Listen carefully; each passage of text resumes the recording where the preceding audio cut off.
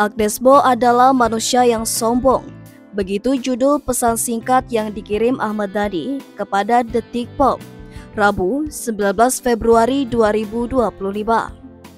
Tulisan yang isinya soal kisruh royalti Ari Bias versus Agnes Mo.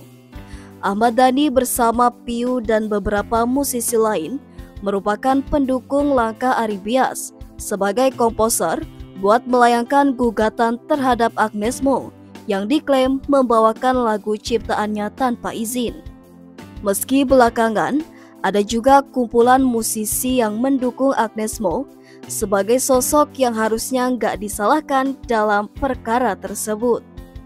Mereka justru menilai seharusnya penyelenggara acara yang wajib membayar royalti, bukan Agnes Mo. Berikut tulisan Ahmad Dhani. Dia dikontak komposer yang bernama Ari Bias, komposer yang menciptakan lagu paling terkenal di jajaran list lagu Agnes Mo tidak pernah direspon. Ari Bias bermaksud untuk bertanya soal hak dia atas performing rights yang undang-undangnya berlaku sudah sejak 2014. Harusnya, idealnya, sejak UU Performing Rights diketok, Ari Bias wajib mendapatkan haknya atas lagu yang dinyanyikan Agnes, sekecil apapun jumlahnya. Hingga 10 tahun berlangsung, Ari Bias tetap tidak mendapatkan haknya tersebut.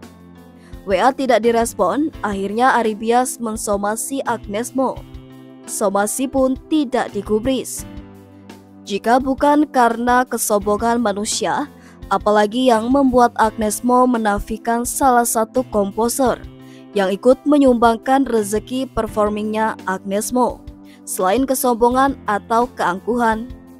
Akhirnya, Ari Bias menggugat Agnes Mo ke pengadilan. Di pengadilan pun, Agnes Mo tidak pernah datang. Berasa punya teman kuat di peradilan. Akhirnya, Agnes pun diputus bersalah di pengadilan niaga. Karena menurut hakim, pengguna lagu adalah penyanyi dan Agnes Mo tidak bisa membuktikan surat izin dari sang pemilik hak cipta. Setelah mendengar kesaksian ahli di persidangan, hakim yakin bahwa bukan I.O. atau promotor yang wajib bayar royalti. Performing rights adalah hak cipta pertunjukan komersial yang mudah dimonetize. Berbeda dengan lagu-lagu yang diperdengarkan di radio, televisi, hotel, restoran, dan lain-lain yang sulit dimonetize. Jika sulit dimonetize, maka komposer tidak boleh melarang. Setelah diputus bersalah, Agnes Mo malah bikin pembelaan. Di podcast Deddy Corbuzier, omon-omon hukum secara monolog. Karena Deddy Corbuzier juga buta hukum soal hak cipta. Mengolok-olok hakim yang katanya salah dalam menerapkan hukum.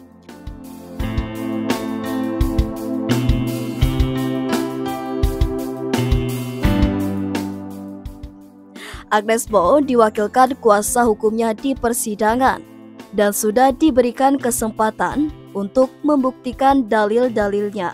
Dan ternyata, setelah diperiksa semua argumentasi dan bukti-bukti hakim, akhirnya menyatakan Agnes Mo bersalah karena tidak minta izin sesuai pasal 9 Undang-Undang Hak Cipta.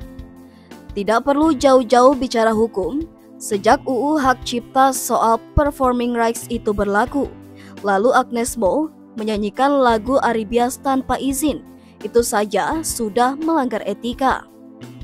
Padahal bagi yang mengerti, etika adalah di atas hukum. Tentunya melanggar UU Hak Cipta juga. Tetapi karena kesombongannya, Agnes Mo merasa tidak melanggar etika. Merasa tidak perlu meminta maaf kepada para pencipta lagu. Padahal tidak pernah meminta izin selama 10 tahun.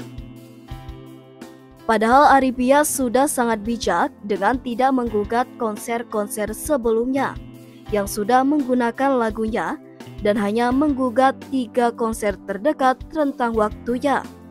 Padahal angka 15 juta rupiah yang Ari Bias minta untuk 3 konser direct license adalah sangat murah dibandingkan denda 1,5 miliar rupiah.